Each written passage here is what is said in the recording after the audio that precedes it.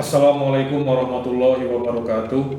Polres Cianjur bersama dengan Bawaslu dan Kejaksaan melaksanakan penegakan hukum tindak pidana pemilihan Bupati dan Wakil Bupati Cianjur tahun 2020 dalam wadah Sentra Gakumdu guna mewujudkan pilkada yang demokratis, jujur dan adil. Bersama rakyat, awasi pemilu. Bersama Bawaslu, tegakkan keadilan pemilu. Assalamualaikum warahmatullahi wabarakatuh. Kejaksaan Negeri Cianjur dalam wadah Sentra Gakumdu siap melaksanakan adaptasi kebiasaan baru pada proses penegakan hukum tindak pidana pemilihan pada pemilihan Bupati dan Wakil Bupati tahun 2020. Pastikan diri kita sehat demi menjaga kesehatan demokrasi Indonesia. Bersama rakyat, awasi pemilu. Bersama Bawaslu, tegakkan keadilan pemilu.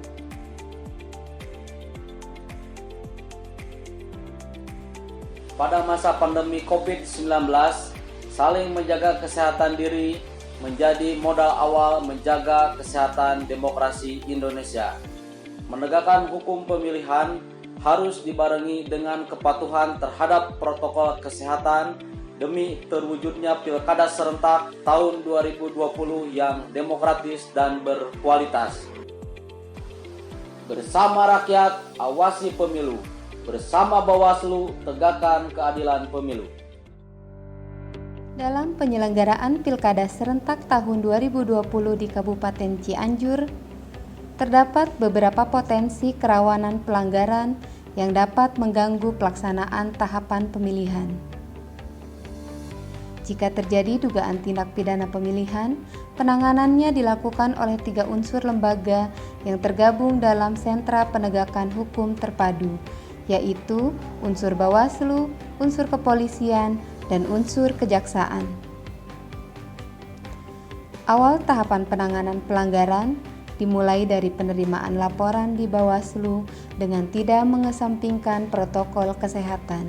Dalam penanganan pelanggaran pemilihan, pelapor mempunyai batas waktu 7 hari sejak diketahui dan atau ditemukannya dugaan pelanggaran, termasuk tindak pidana pemilihan untuk dilaporkan kepada Bawaslu Kabupaten Cianjur. Dengan pengawalan petugas, pelapor diarahkan melapor ke Bawaslu Kabupaten Cianjur dan dihimbau agar datang tidak bergerombol dengan tim pendukung dan pastikan selalu menjaga kebersihan dan menggunakan masker dengan benar serta mencuci tangan menggunakan sabun.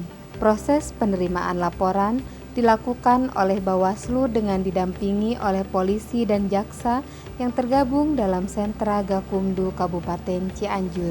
Setelah laporan dinyatakan memenuhi syarat formil dan material, Bawaslu mengundang polisi dan jaksa yang tergabung dalam Sentra Gakumdu paling lama 1 kali 24 jam untuk dilakukan rapat pembahasan pertama Sentra Gakumdu.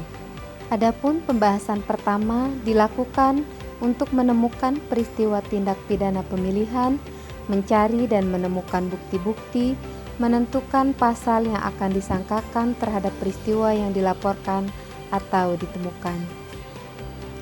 Setelah rapat pembahasan pertama dan disimpulkan bahwa laporan dugaan pelanggaran tersebut merupakan tindak pidana pemilihan, Bawaslu menerbitkan surat pemberitahuan kepada penyidik untuk diterbitkan surat perintah tugas dan surat perintah penyelidikan.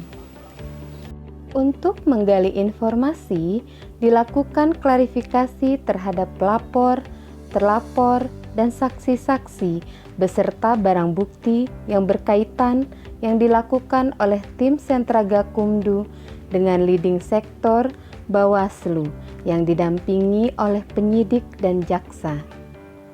Setelah Sentra Gakumdu memperoleh keterangan dari pihak terkait dan menginventarisir bukti-bukti, selanjutnya dilakukan rapat pembahasan kedua untuk menentukan naik atau tidak ke tahap penyidikan. Setelah pada pembahasan kedua, Sentra Gakumdu menyatakan laporan tersebut telah memenuhi unsur pasal dan alat bukti yang cukup, Bawaslu Kabupaten Cianjur melakukan rapat pleno untuk meneruskan laporan tersebut ke Polres Cianjur melalui penyidik di Sentra Gakumdu. Bawaslu mengantar pelapor untuk membuat laporan polisi di SPKT Polres Cianjur dengan didampingi oleh salah seorang penyidik. Kemudian, setelah dibuat laporan, petugas dari SPKT mengantar pelapor kepada penyidik yang tergabung dalam sentra Gakumdu di Satuan Reserse Kriminal Polres Cianjur.